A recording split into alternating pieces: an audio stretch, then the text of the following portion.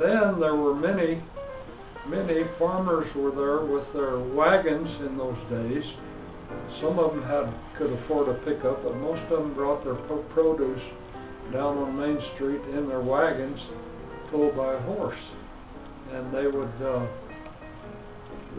sell their produce. In the late summer, they had cantaloupes, the very best in the whole world, and they sold all kinds of apples and pears and things that were raised in the Sea Valley in those days, which are all gone now because I don't know why.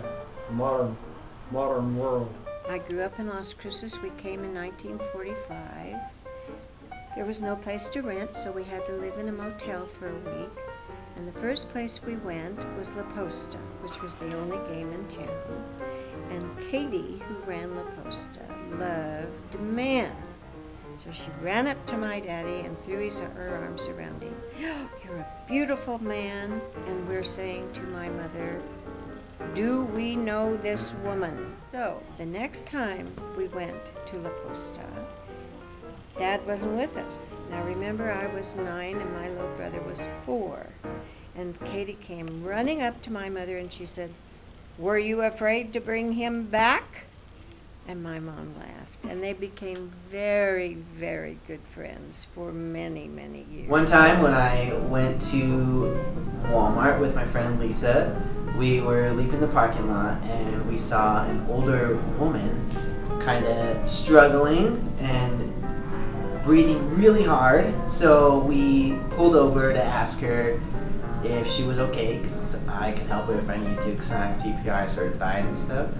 And she told us that she was on her way to La Casa, the homeless shelter for women, and she had huge swollen ankles and she just missed the last bus, so she was going to have to walk away over there. And so we decided that we were going to give her a ride.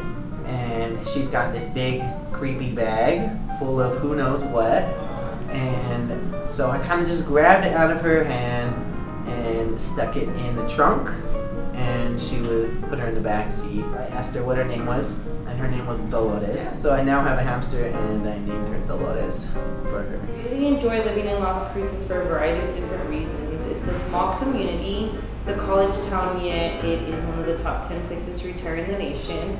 And what I really, really like about Las Cruces is that everybody knows everybody, and you're kind of a family that grew up knowing your neighbors, and it really takes a village to raise the kids in our community.